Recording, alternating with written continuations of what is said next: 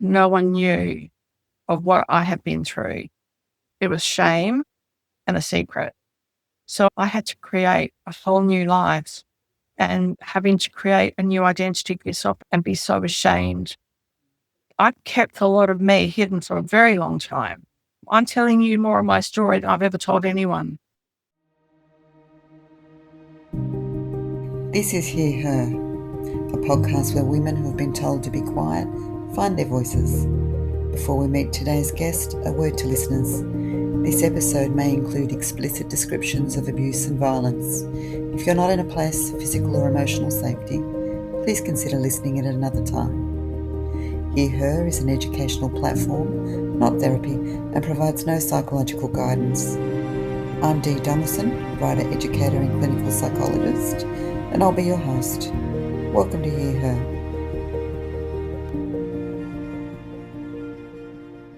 This is the very first episode of Hear Her, and I want to begin with a question.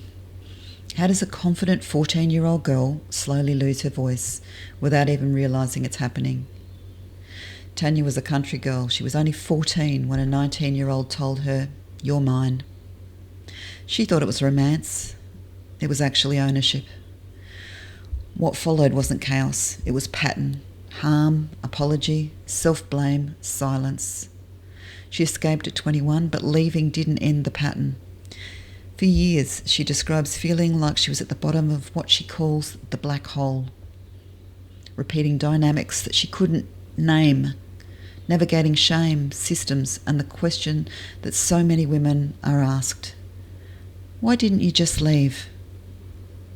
Today, Tanya is an advocate, author, and founder of I Am Woman Empowerment. She's recognised for her work in prevention and early intervention, particularly working with teen girls. But before the awards, there was silence. Before the voice, there was shame. This first episode traces those patterns and that slow building of insight that changed everything. This is Hear Her, and this is Tanya's story.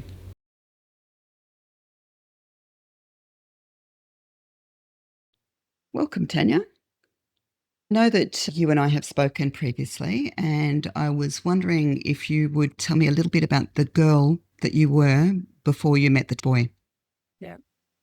Okay, so I met my first husband at 14 years old. He was 19. I was living in a country town and doing very well at school, athletic, from a dysfunctional family. But I was out there riding my horse, playing lots of basketball, and he was very well known around town, quite a bit of a character. And he kind of just jumped out in front of me one day in front of the horse and pursued me. And I thought I was the luckiest girl in town. So he pretty much took over my life at that point. I was still in high school, had a few boyfriends here and there. I felt pretty good about myself and life was pretty cruisy, really. I had a lot of responsibility at home. And I was 6 children. That's when I was like 3 years old, looking after siblings and dealing with a lot of fighting at home from my parents. And apart from that, I was doing well in life and I had a good future. So I kind of was confident. However, because of the trauma I've been exposed to in childhood, there was a damaged little girl inside of me because a lot of abandonment issues and a lot of what I had witnessed and things that had happened to me personally, I was very good at masking that. So no one would have known.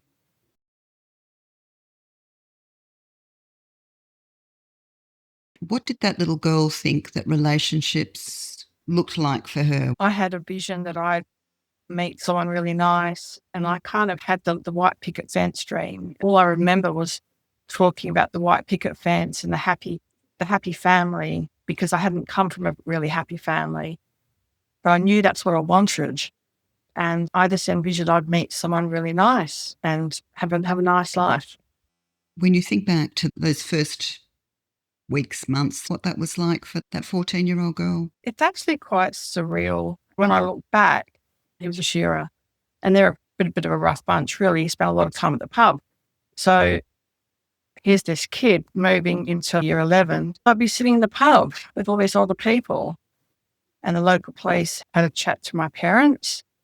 They said, write a letter that you're okay for her to be accompanied by an of age person to be legally in a drinking establishment. So they wrote a letter. But yeah, I was head over heels. I was totally besotted. He was very good looking and he was just the life of any party. I still had my schoolgirl friends, but they started drifting to the side. I was going to school, but I was actually someone who hung out with 19, 20, 21, 22-year-olds. At school with 15-year-olds. I was sleeping with him. I'd be staying at his place on the weekends. So I grew up fast. I used to stutter quite badly. And with that older group, I felt very insecure and I didn't speak much. I was silent a lot. I was just this girl on the side of this man. And when I look back, like I say, it's kind of quite surreal how it all happened. I felt very insecure in myself. I think that was that little girl inside. But that set me up for a life of feeling insecure. But within his circle of friends, I totally lost my teenage life.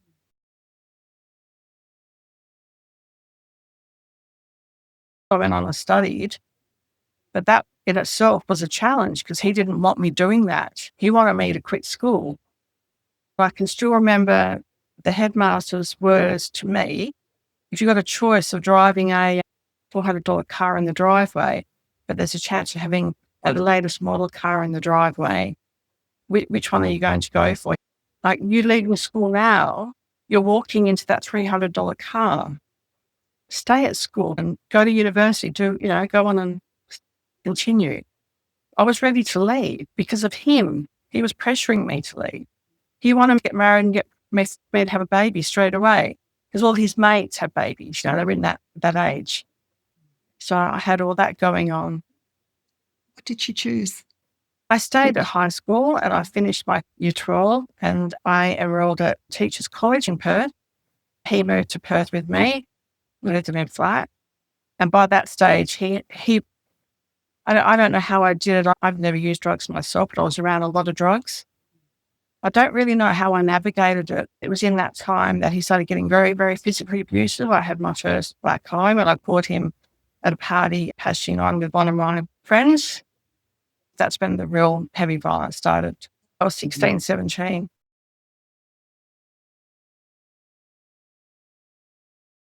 Can you remember at what point you noticed that something wasn't normal? There's definitely a defining moment where I was with him and we were at one of his mates' place. They wanted us all to get into bed together and I didn't want to. And he started swearing at me. I got sworn at really, really horribly and told to just F off. I walked home.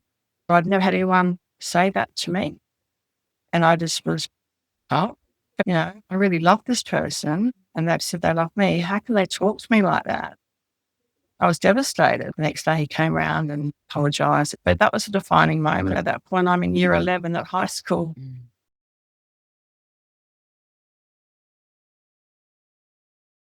I almost get this sense of there's three lives. You've got your home life, you've got your school life, there's almost semi-grown-up life with this 19, 20-year-old man. How did that little girl reconcile that? I don't even know, really. I don't know how. I guess I just was, that's just how it is.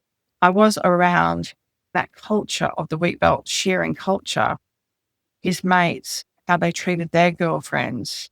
I was seeing a lot of that. I was this is just how it is.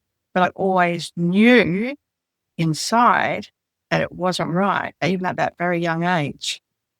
I had no one to talk to about it. No, I was seeing it all around me. I'm in this with this person who I love. And he said to me, "You're mine." Like, he owned me. How did that land with her at the time? I just accepted it. Like I said, I was head over heels. I was besotted with him.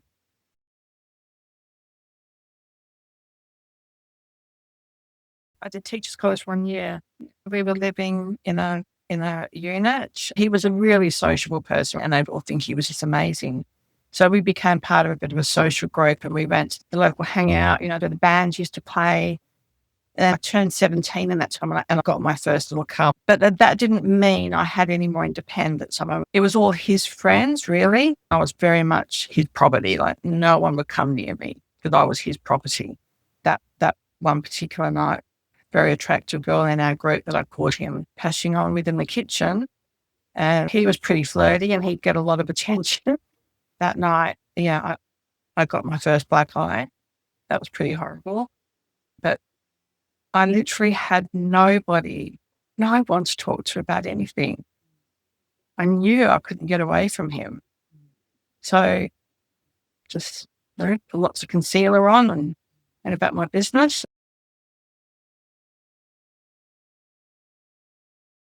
It was very much the apology cycle, I really love you. It won't happen again kind of thing. I guess if you walk in to find your loved one with their tongue down the other person's throat, it's kind of like horror. I think I got a little bit hysterical. And so we just got in the car, and I would have just been crying. And I would have said, why have you done that? I would have been questioning, like, that's not okay. As anyone would be, just that normal reaction. That was his way of shutting me up, basically.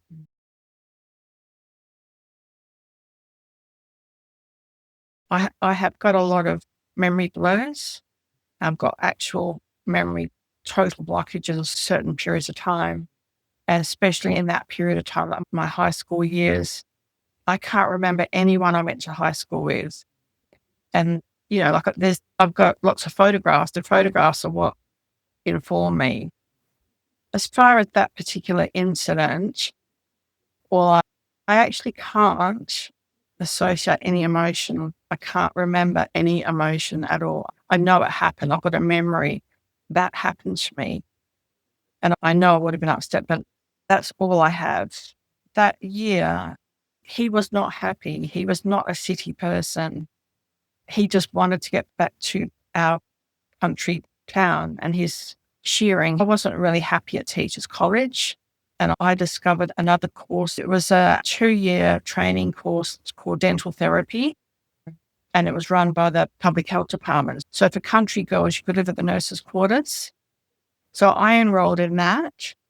And again, he wasn't happy. He wanted me to go back to the country with him and just pick up a whatever job. But I stood my ground, and I enrolled and got accepted. I started my dental therapy training living at the nurses' quarters with other country girls. I've still got a couple of girlfriends from that time. It was a pretty amazing thing. That gave me my initial professional job that I did as a school dental therapist for 7 years.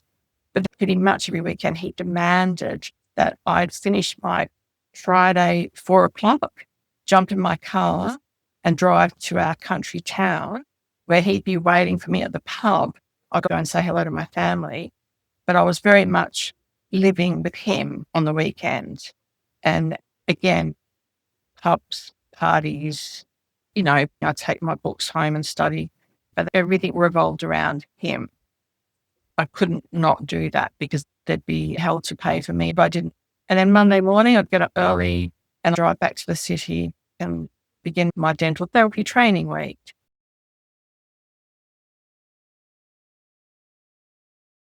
So you're living through this and this back and forth. There's almost 2 separate lives. So basically, I returned to the country town to be living with him, and we bought a house together. He was doing his shearing for the next 2.5 years. I was working in the Caravan Dental Clinic. Eventually, I was the dental therapist at the very first dental clinic in this country town. The relationship had got more violent. One day, I've got the phone call to come to reception, and he was there and said, "You're knocking off for the day. You're coming with me." And he said, "We're going to go and get the engagement ring. We're getting married." So we got married not long after that. And I had absolutely no say. I could not say no. I have no memories of my wedding day. 0 memories. So yeah, we got married. That was our life. We had a paddock at the back, so that was lovely. So I had a horse, and that was great, playing sport like I did. He played his sport. We did on the weekend was revolved a lot around sport and then the pub and then parties. So, on the surface level, I was living like other young people, 20, 21. You bought your first home, you're married, and the next thing to come would be having a baby. And he pressured me constantly about that. And that was one thing, I guess I always had a little something inside of me and knew I could not allow myself to get pregnant. So there was something, and prior to me leaving when I was 21, that was not long after my 21st birthday party that we had in the shearing shed somewhere. Things were just getting worse and worse. And I'd also heard he was having an affair with a local girl. And that's when I had to start making a plan to escape.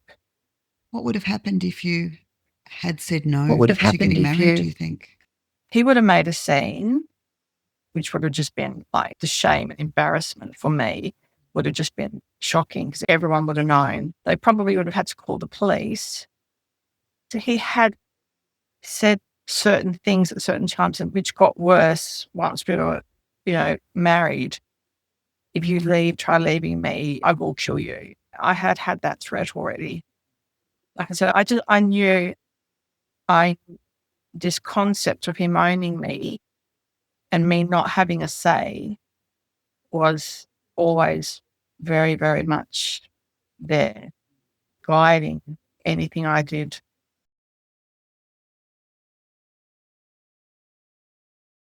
You knew that this was on the table, this threat was there, that this was what that young girl had to do to survive.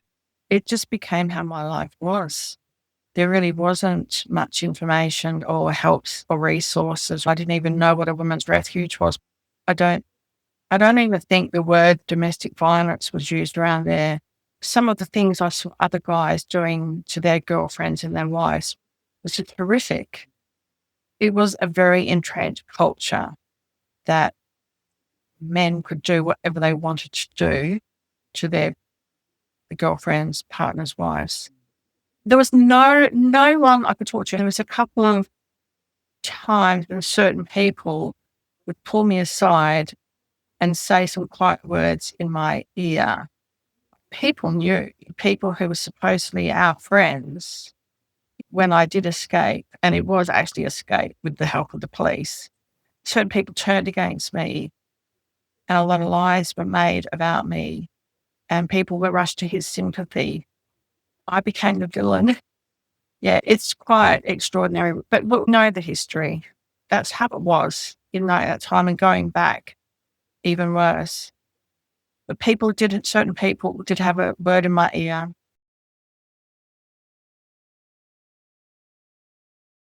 The escaping.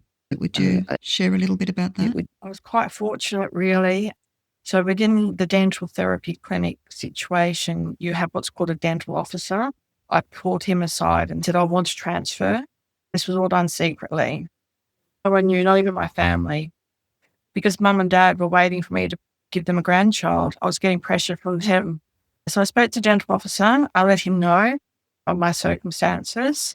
He arranged transfer for me.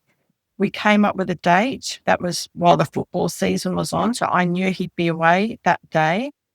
It was a away game where you've got to travel. He'd be gone from 9 a.m. till like 6 p.m. I had my date picked.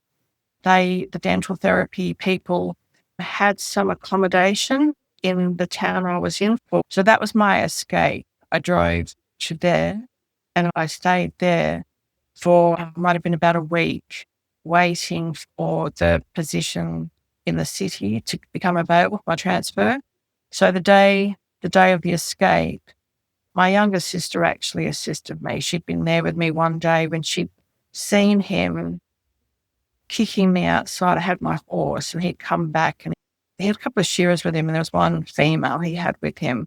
She's the one he was having the affair with. When I left, he stayed in a relationship with her. He brought this female to the house and I'm there with the horse and I don't know what the issue was, but he started kicking me. So my sister saw that and she was screaming, leave her alone. So she had witnessed it. So she's the one I confided in and said, look, I'm going to need help on this particular day. I'm going to load whatever I can into my little car. Had a little Hillman Minx. It wasn't a really big car. I grabbed what I could grab that morning and I loaded into the car. I had been to the police and spoken to the police, so the police were aware. That day when he got home and he would have had a skinful, he would be going a bit crazy. He didn't know where I'd gone. I just left. He would have got home and I was gone and he wouldn't have had a clue. I had the car loaded up and I stopped him at my parents' home and told them. And I can actually remember them coming out and they were not happy with me. And I can remember my mother's words, "We've been waiting for you to give us a grandchild." That I remember those words in that moment. And then I moved to the city and set myself up in a unit. I didn't have very much, but I had my job, had my own car, and I had to do property settlement. I did go and see a lawyer and the lawyer communicated with him. He could have found me. I was always terrified. I always remember looking over my shoulder. But like I said, he had another woman and she was living with him within a week or two of me moving out.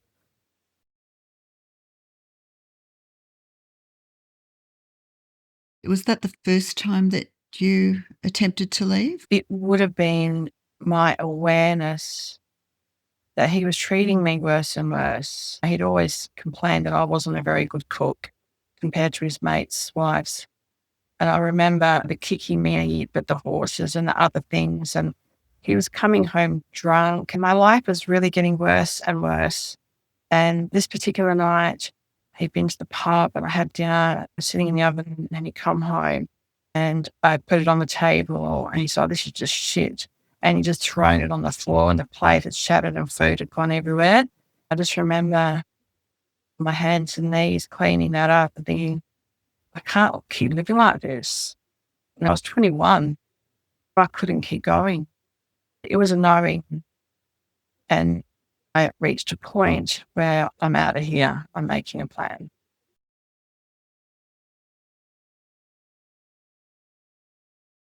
It was a knowing. And then when you did leave, and you mentioned that there was a cost to leaving and that you became the villain, I think it was the word. I'm wondering what that experience taught that 21-year-old about who she was allowed to be. The thing is, I had so much shame. To be a 21, had to wait for a year to lodge my divorce application. So I started building a new life. I was a really good basketballer. I started playing district basketball. That became my new life. And I met someone very, very soon after. I kind of jumped. No one knew. No one knew I was a divorcee. No one knew of what I had been through. That was just so, it was shame and a secret. So I had to create a whole new life. And when I'd hear from my sister who was still in the country town, things that she'd hear people saying about me, that Scarlet woman that ran off, broke his heart. I don't even know what you call that, having to create a new identity for yourself and be so ashamed. I've kept a lot of me hidden for a very, very, very long time. It's only been the last few years that I have been able to stand up and tell I'm telling you more of my story than I've ever told anyone. And what did she think was going to happen? I didn't want people to feel sorry for me. I wanted to feel proud of myself and hold my head high. So many people judge you as being weak or there's something dirty. I carry something dirty about it that it makes me lesser than someone else. And the professional field, I've experienced it as well. Others would judge you as lesser. I guess it's these, the questions, why didn't she leave? It's the choices that she made. Why did she stay? For someone who hasn't been through it, they don't understand. There's no way they can understand. So those recurring questions that even today women have put to them, and I've had it said to my face so many times, why did you stay so long? Why didn't you just leave? That feeling that you have to defend yourself. Yeah. I have felt no disappointed in myself.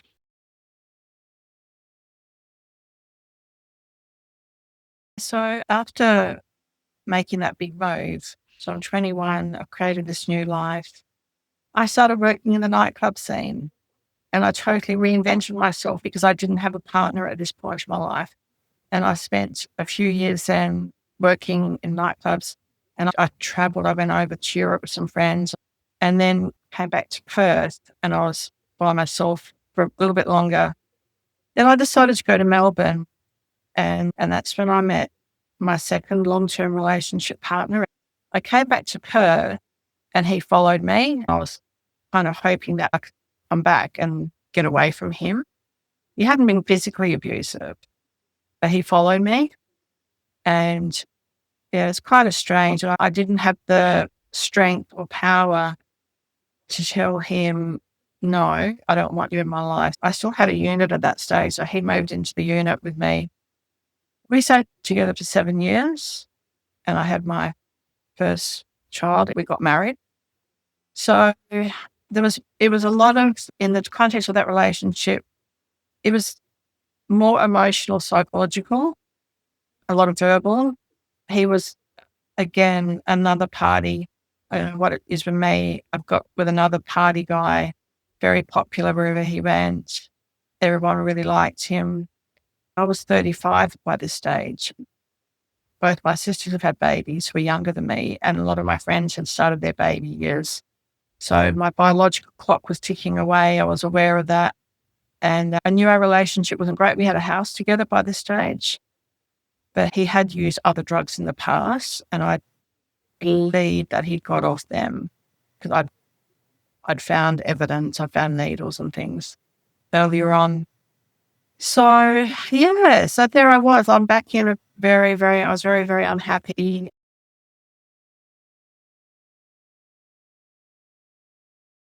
If I can just ask you, what was familiar, that relationship and your first relationship? What felt familiar? I've got this description. I call it the black hole. I visualize myself at the bottom of this big black hole in the ground and I'm in this black mud and it's all dark. And I'm trying to get out. I'm trying to climb up the walls. So I used to keep a diary and I'd write a lot about my black hole that I was stuck in again. I'm in the bottom of a black hole and I don't know how to get out of it.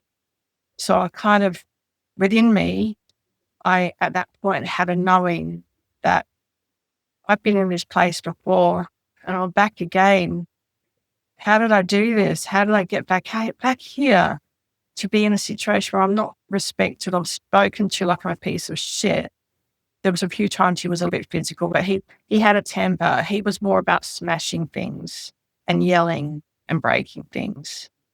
And then making that decision to have a baby, even though I knew the relationship probably wouldn't survive. And I felt, because he was a heavy drinker, heavy smoker, heavy pot smoker, I kind of felt a knowing again that I'm going to be a single mum. And so I went down that path to have a baby with that knowledge that I was going to, eventually this marriage is going to end.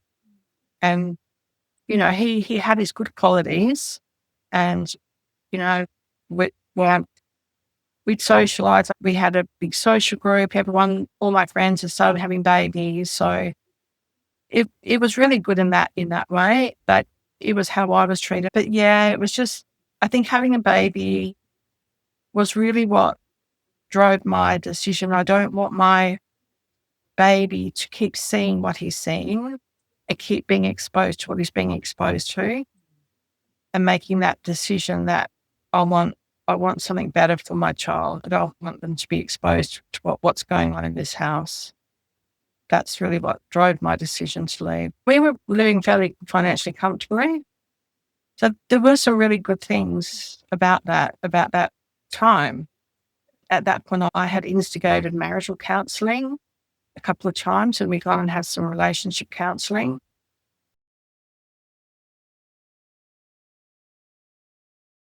What was that like? In which it was terrible. He didn't take responsibility for anything and he was just not tuned into it at all. I basically dragged him to get there. He went there very unwillingly. I was trying to improve our relationship. After the second session, the counsellor did phone me because we had a baby at the stage. She did have a word with me that she was concerned, that there were signs that she was seeing, that she was concerned for my well-being. There was a women's refuge north of the river that was quite well known. I did go in there and I had a chat. I was considering going into women's refuge with my baby, and I got information, and I did start reading up and learning more about domestic violence, domestic abuse and the cycle. And I was recognizing at this point that this is not a healthy relationship, number one. But I just wanted to know more about me and why am I like this? Why have I followed this path I'm on? I don't want to be like this. I want to find someone who's respectful and kind. I want to be stronger within myself. And I knew I had very low self-esteem. I knew I had very low self-value, and I wanted to overcome that. So I started reading books in that time about understanding these things. I knew things were not right for me, and I knew the relationship wasn't right. I'm hearing this woman that is experiencing this harm done to her by a partner again, and I can hear the efforts that she's going through to fix this sense of you owning it and that you trying to fix it. Was there anything that your partner at that time was doing towards improving the relationship, or was that entirely that responsibility fell to you? Yeah, it felt to me. Our baby had a lot of health issues, and that made things really hard. And so I was copying a whole lot of, you're not a good mom. So my feelings about myself as a mother, and the fact that he had such bad colic and wasn't settled, and being very sleep deprived for a long time, all of these things going on in that time. So then, as far as the relationship goes, we were just skating on such thin ice. So as far as trying him, I think he was the breadwinner. He really, really hated it when I was not working. So at 3 months of age, I put our little boy into a family daycare 2 days a week so I could go and earn some money as well, because I was just lazy being at home. So my role as a mother was never, ever acknowledged. And the challenges of our child's health, I was seen as making things worse. So there was a whole lot going on. I don't believe he felt responsible one iota for the challenges in our relationship.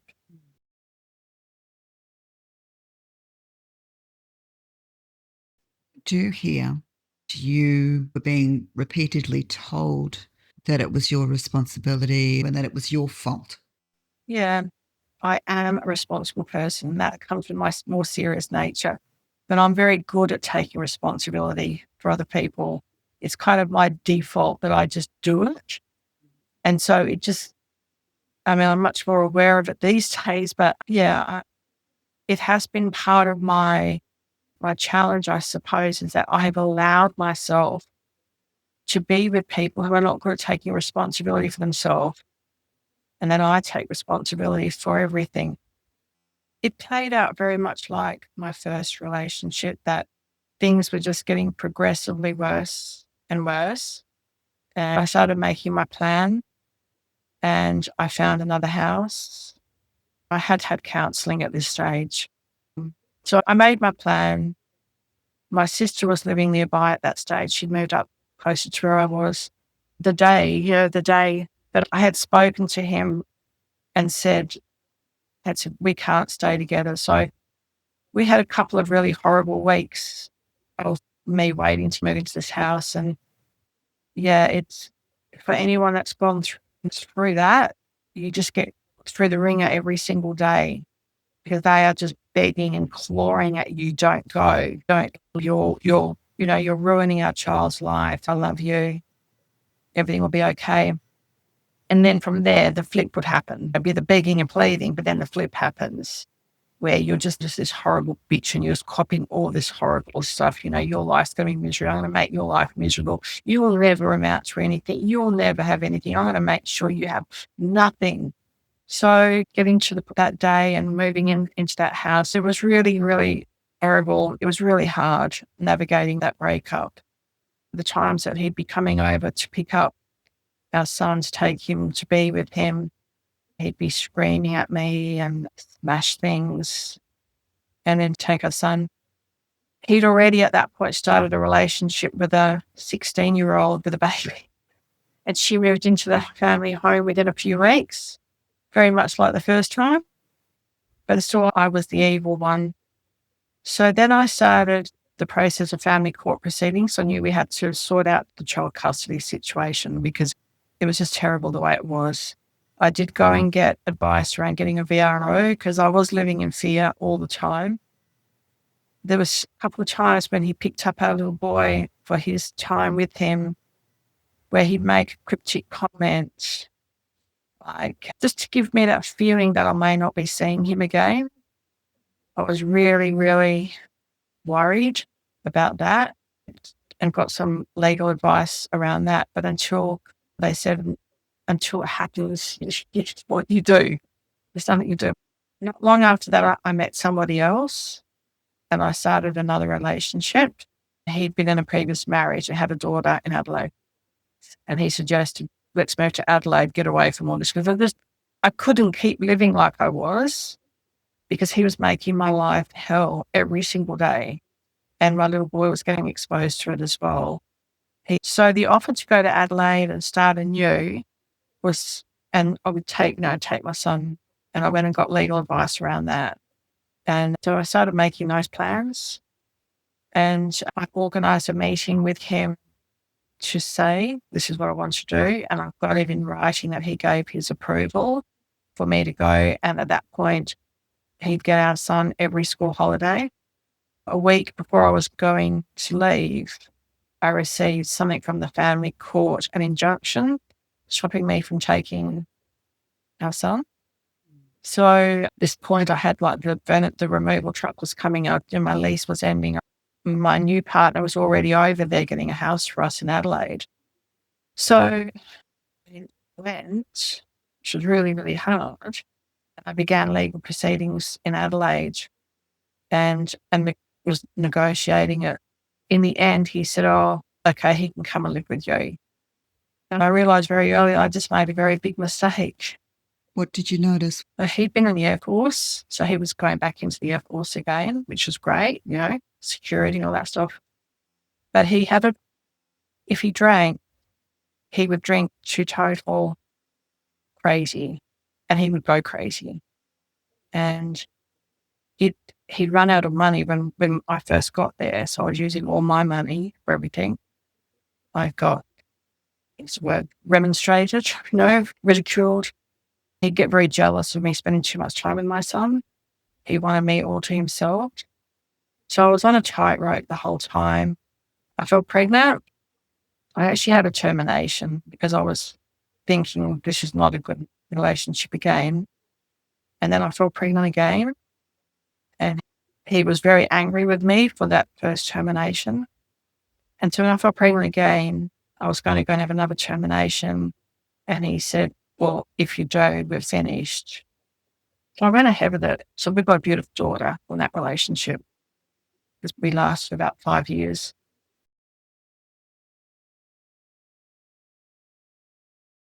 We got married by this stage and had a little girl. He got very sick. He had something happen to him at work. So he got medical discharge. So we decided to come back to WA, which I was really happy for. We set ourselves up. And my partner, who'd been discharged from the Air Force, developed severe depression. Was seeing a psychologist through the Air Force because of the health situation. He had suicidal depression. And it was another horrible black hole time because he was physically, verbally abusive. psychologically abusive. I was fighting to get my son back. I'm in a situation with a little girl, and I'm really unhappy again and not getting treated well. And I get counselling. I've got some really questionable counselling in this stage. And the woman counsellor said to me, shared with me that her husband had severe depression. And she basically said to me, he's got if he had cancer, would you be more understanding of his medical issue? Because you're not very understanding, are you? And I had it put back on me. He started seeing a psychologist. And again, I had a really bad situation. I demanded to go to one of the sessions because he was coming home telling me the psychologist was telling him that all his problems with me, I was the root of everything. And I said, I think I need to come to one of your sessions. She agreed. That kind of blamed by her, and certain things that she said in that session that gave him absolute free range to everything he was doing and full on entitlement to everything that was happening. Anyway, I left that relationship. Yeah, I can hear so much blame being directed at you. What are you believing about yourself at this point? Just feeling very useless. When I think back to where I was at emotionally back then, mentally back then, I'm a fighter and I know that. And I've kept fighting the whole way through. And I've always had a knowing I deserve better. And again, it comes back to, certain well-known people going, it's the choices you make. I've had that said to me. Why, this questioning, this understanding and seeing an outsider looking in at me. Why have I made these choices? And feeling so bad. At this stage, I've got 2 children and I don't want my children being exposed. By the stage, my son's already seen me go through what I've gone through and he's dealing with that. And now the last thing I wanted was, I just did not want to let go of that marriage. I did not want to have my daughter also seeing a broken marriage. It's just feeling so very useless. I think that's just the word. It's just such a horrible place to be.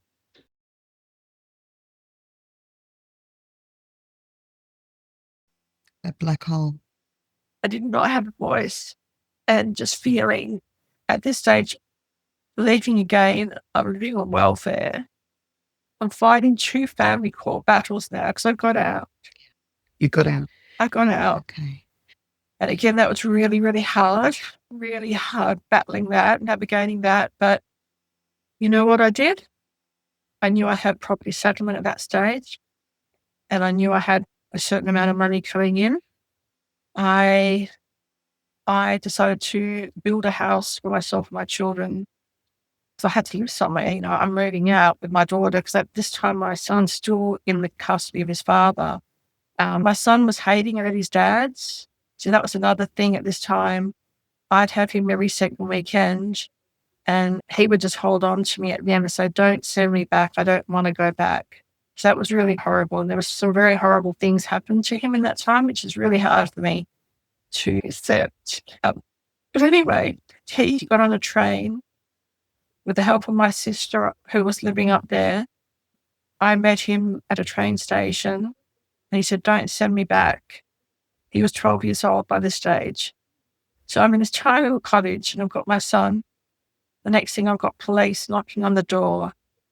We've had a call that you've kidnapped. There's a kidnapped boy here.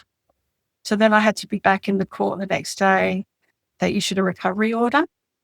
That's probably one of the hardest days of my life. Having my son in the court, getting dragged away from me, screaming, forced to go back to his dad's. I'd had to play the family court game, navigate it. It was about a period of about 4 or 5 weeks, I guess, in the court, and then having the family court counselling where his voice was heard. And he said, I want to live with my mum. And they decided he's at an age where we will listen to his voice. So I had him back with me, and that's how it stayed. But yeah, so I'm living in a little cottage, getting my house built. We were in there within 4 months. a bare frame house while I did the flooring, I did the painting, I did the gardening, I had bits of help from my family. I built our forever home. It was really hard. I did it on a shoestring budget, and I did it. I asked you earlier about what kept you choosing survival over safety, and you said you couldn't answer that. Yeah, that's interesting, very interesting question. And I still, I can't answer. I guess it's just a quality that has been there, even though my self-esteem and my self-worth have been at rock bottom. I don't know what you call it. There's just always been, I will not give up. And once I've had my first child and my second child, it's all about them. I am where I am now because of my children. I could not keep living like I was living. I felt ashamed and I felt I was disappointing my children. They deserve better. And I want them to be proud of me. And as I am right now, how can they be proud of me? So, yeah, I've had a spirit and I have kept fighting. I would say it's my children.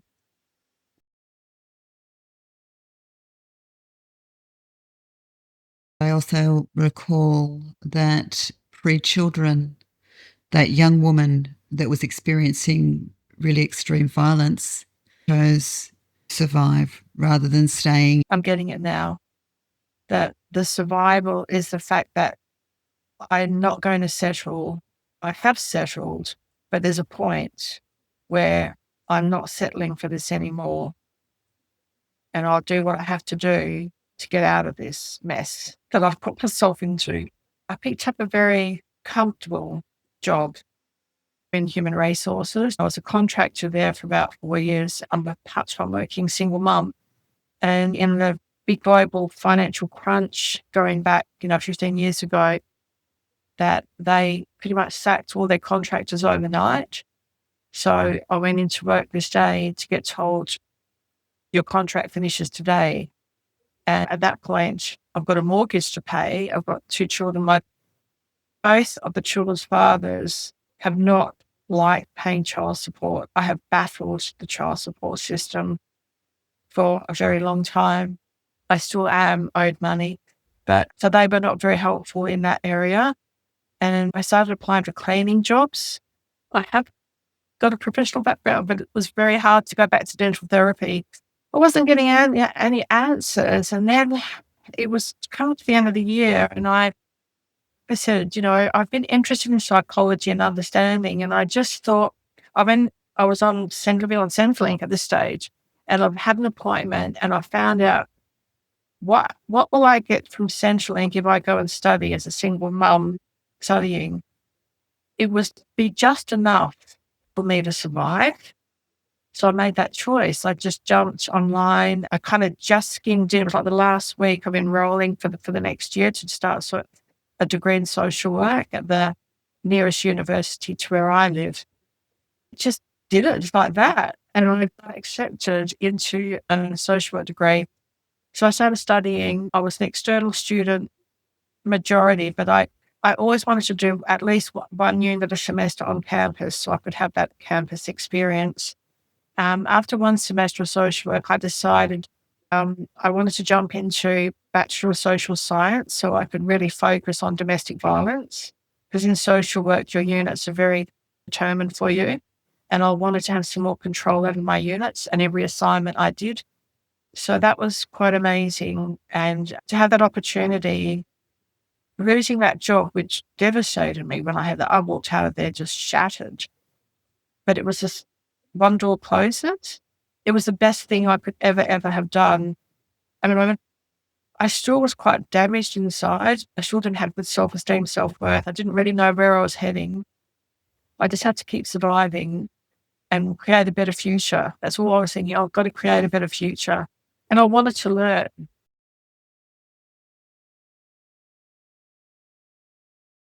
I remember you talking about that little girl that was doing really well at school. How old was that little girl when she started university? Yeah, about 45. I was getting to my last units, and in social work, you've got 2 major placements, and I really wanted to do a placement. It was an optional thing you could do. Where I lived, the women's refuge in the town, I kind of figured that was where I was heading. I knew I wanted to work with women who'd been through domestic violence and the things that I've been through. I thought I had a lot to offer. Yeah, I approached the women's refuge and asked if I could do half of my placement there, and I did half of my placement at the Anglicare Family Centre. And I was really excited about this opportunity and so keen to be in there. One of my units was professional communication, and it was always on my mind, how do I learn how to share some of my stuff? What's the right way? What's the correct way? So I don't dump it on someone else. I don't want to dump my stuff. But how can I bring some of my stuff to the table? And for me, some of the best learning that I've got over the years that's helped me the most, so a couple of books that I got were coming from the perspective of other survivors telling their stories. Because I used to think I was very alone. I used to think there was something actually wrong with me. I didn't even know how there's others out there like me. And when I was reading this book, it was such a wonderful moment. So here I am. I'm in the second week of doing my prac and very keen to do a good job. And there was a lady I clicked with straight away. She was in the refuge. She only just come in and we just bonded and had a very good rapport. So I said to her, there's a book that's really helped me. I'd love to share it with you if you'd like me to bring it in for you. And she said, yes, please. So the next day I brought my book in and gave it to her. Anyway, the next day I've got in there and there's a message, the CEO, the big boss of the refuge wants to have a meeting with you. And I've gone in there and she's heard through the grapevine that I've shared this book with one of the ladies in the refuge. And she'd said, you've obviously been through domestic violence. I went, yes, I have. She said, if I'd known that, I wouldn't have let you come and do your placement here. If you cross the line again about yourselves, you won't be able to stay here. What did that mean to you about your worth? It really struck at the core of my insecurities and that low self-worth, that low self-value. That going to university was, for me, one of my goals of going to university was to learn and to do good work. But I wanted a voice. I always felt I've got something to say. I've got something to contribute. I want a voice. And when she said that to me, it hit that shame of me. I've been hiding myself for so long. I've been hiding my truth, like those years when I had to totally hide. And it's not like I go around, like a lot of my friends have not known about my past. I don't openly share. Here I am today, but I've come a long way. But it kind of negated, and I just was so confused. And obviously I had to comply. I just had to agree. But I left there that day and it just said that shame. Oh, I'm in a refuge. I'm working with women who are going through pain that I've been through, that I can't in any shape or form. Not that I had. I actually hadn't done anything wrong. I just handed a book over. But that in itself was deemed to be, you've just opened the door to that woman knowing you've been through it. And so it was basically saying, I'm on the same level as them. Like we're meant to be a level above them. There were so many things going through my mind. It was very disempowering and it tapped into a whole lot of uncertainty within me that I had to work through. That sense of silencing again. Put on this mask, put on this image.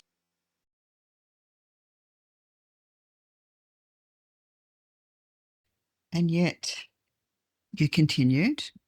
You've started to work offering your support. When I was finishing my last couple of units, I approached a local, very large youth organisation in the region. One of my assignments I did on teenage mums, the challenges of teenage mums, and this particular organisation runs a teenage mum program. So I knew the director, the manager very well.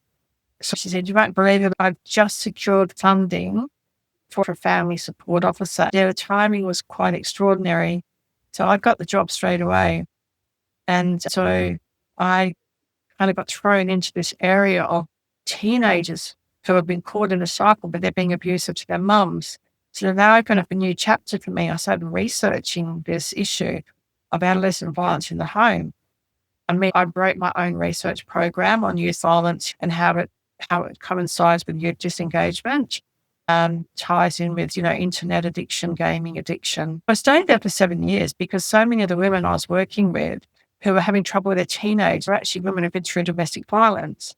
And then I started realizing there were quite limitations on me working in a youth organisation where the client's primarily the young person. And I'm seeing all these mums who are just damaged and broken, and they're single mums, and they've got these teenagers who are they've got their own trauma. But I could just see these mums need to get stronger. Like I've got stronger.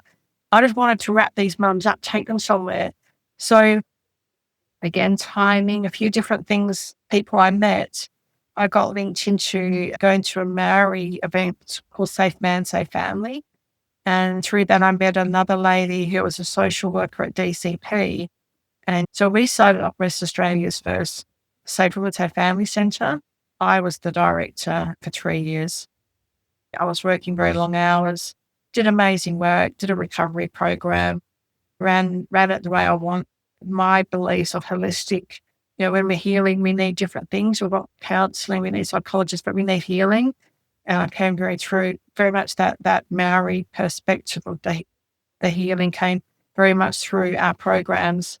And then I started at my own, working from home. I created my own business, which is called I Am Woman Empowerment. And I kind of I do a bit of one-on-one consulting. But one of the programs that I did run at the Safe Women, Safe Family that I was very excited because it was a journey I've been on from working in the youth organisation, working with teenagers who are starting violent behaviours. And it was a program in my research I fell across, and I contacted the lady behind it in Canada, and it's called Safe Teen Canada. And I contacted Anita Roberts, the lady that founded it 40 years ago. We're now very good friends. And I said, I really want to bring Safe Teen to West Australia. I got funding, and I was able, with Anita shared all her curriculum with me. And I trained up in a team of 3 lovely young women to go into our local high school from year 7 to year 12. They worked with every single girl in the high school running the Keeping Us Safe program. So it's coming back to this philosophy of early intervention education. And I wrote this thing one night at home while I was studying at university. I called it the little package of information. And I didn't even know about Safe Teen at this stage. But it was like, what I wish I had it all those years ago, that every girl needs to know certain things.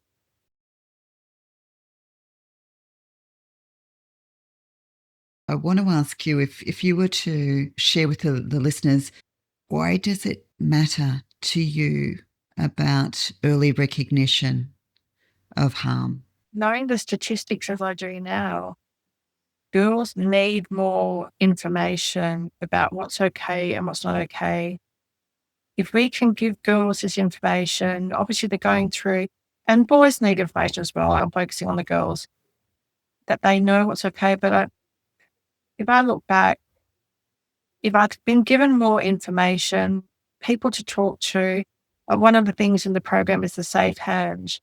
What's 5? If something happens to you, that there's 5 safe people in your life you can talk to. I didn't have one safe person I could talk to. That alone, go to a trusting adult and share that you just had a guide do such and such to you. Knowing what's okay and what's not okay, knowing that you can say no, but if you're afraid to say no, you're in an unhealthy situation, full stop.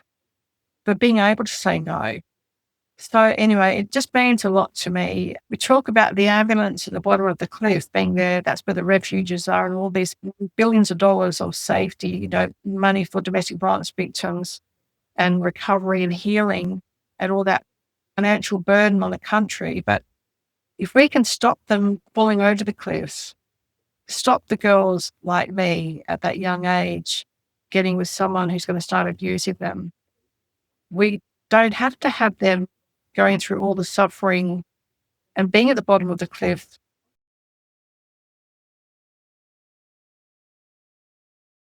What do you hope that a 14-year-old girl would be hearing in your story today that you never did? To be very careful about who you're allowing to get close to you, and be aware that certainly you might really like a boy or a girl, either, but if they're harming you in any way, that's not okay. You deserve better. And to have that awareness that you get hurt. If you're getting hurt at this young age, that hurt stays inside of you and can affect your whole life. It's affected almost my whole life of being on this planet until I'd say that only really the last 8 years have I really done since leaving university and feeling prouder in myself. Now I've got children that feel proud of me, but the majority of my life, I haven't felt proud of myself.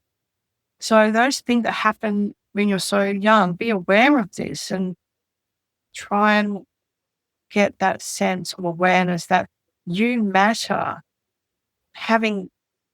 Do what you need to do to take care of yourself, no matter what family dysfunction you're in, that every one of us is a pure, beautiful, unique soul. And we've got rights. We deserve to be treated with respect and with love, because that's my biggest message. And I used to say this to myself, keep going and keep doing what you need to do, but have hope. It's a process. Have hope. Don't give up. Thank you to Tanya for sharing her story with listeners today. If you'd like to know more about the work that Tanya does, particularly that with teenage girls, her information can be found in the description. In our next episode, we'll hear the story of a woman who felt blindsided by her marriage to an elite sportsman and the gradual erosion of her identity that followed. Hear Her is a production of Wise Woman Studio. If you'd like to support opportunities for women to break the silence of harmful relationships and systems, please like and subscribe. This is your host, Dee. See you next time.